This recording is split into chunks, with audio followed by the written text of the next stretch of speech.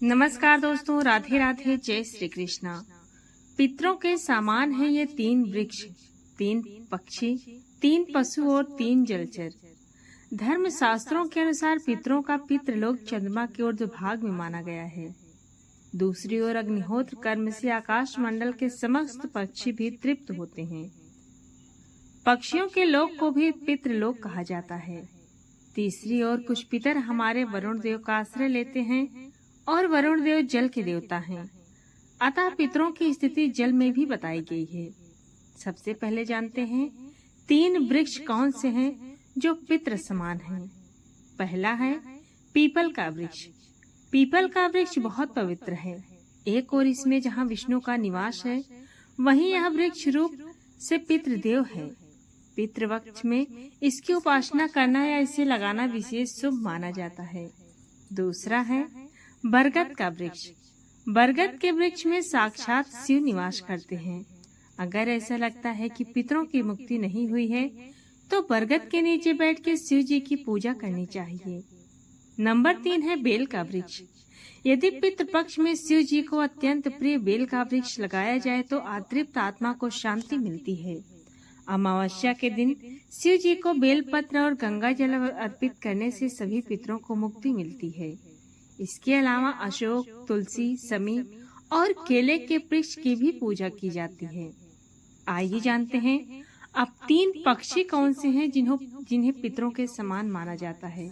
Number 1 कौवा। कौवे को अतिथि आगमन का सूचक और पितरों का आश्रम स्थल माना जाता है। श्राद्ध पक्ष में कौवों का बहुत महत्व माना गया है। इस पक्ष में कौवों को भोजन कराना अर्थात अपने पितरों को भोजन कराना माना गया है। शास्त्रों के अनुसार कोई भी क्षमतावान आत्मा कौवे के शरीर में स्थिति होकर विचरण कर सकती है। दूसरा है हंस। पक्षियों में हंस एक ऐसा पक्षी है जहां देव आत्माएं आश्रय लेती हैं। ये उन आत्माओं का ठिकाना है जिन्होंने अपने जीवन में पुण्य कर्म किए हैं और जिन्होंने यम नियम का पालन किया है। कुछ काल तक हंस योनि में रहकर आत्मा अच्छे समय का इंतजार कर पुनः मनुष्य योनि में लौट आती है या फिर वह देवलोक में चली जाती है। हो सकता है कि आपके पितरों ने भी पुण्य कर्म किए हों। तीसरा है गरुड़। भगवान गरुड़ विष्णु के वाहन हैं। भगवान गरुड़ के नाम पर ही गरुड़ पुराण है, जिसमें श्राद्ध कर्म, स्वर्ग, नरक, पितृलोक आदि का उल्लेख मिलता है। पक्षियों में गरुड़ को बहुत ही पवित्र माना गया है। भगवान राम को मेघनाथ के नागपाश से मुक्ति दिलाने वाले गरुड़ का आश्रय लेते हैं पितर। इसके अलावा क्रोंच या सारस का नाम भी लिया जाता है। 3 पशु। नंबर 1 कुत्ता। कुत्ते को यम का दूत माना जाता है।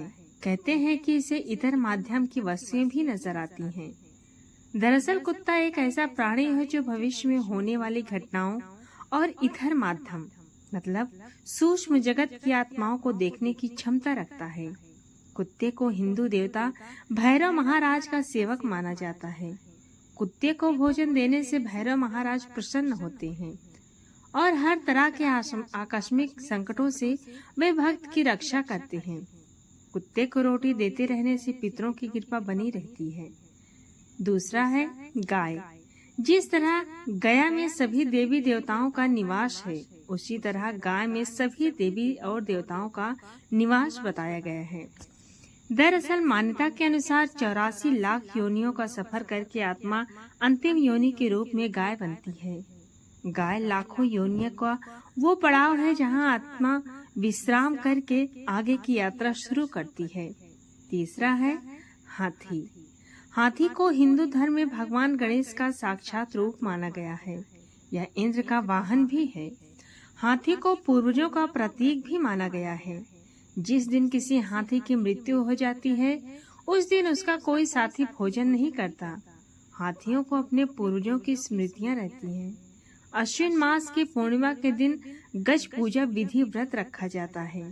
सुख समृद्धि की इच्छा रखने वाले उस दिन हाथी की पूजा करते हैं। इसके अलावा वराह, बैल और चींटियों का यहाँ उल्लेख किया जा सकता है, जो चींटी को आटा देते हैं और छोटी छोटी चींटियों को चावल देते हैं। वे बैकुंठ जाते हैं। 3 जलचर जंतु। नंबर 1 मछली। भगवान विष्णु ने एक बार मत्स्य का अवतार लेकर मनुष्य जात के अस्तित्व को जल प्रलय से बचाया था।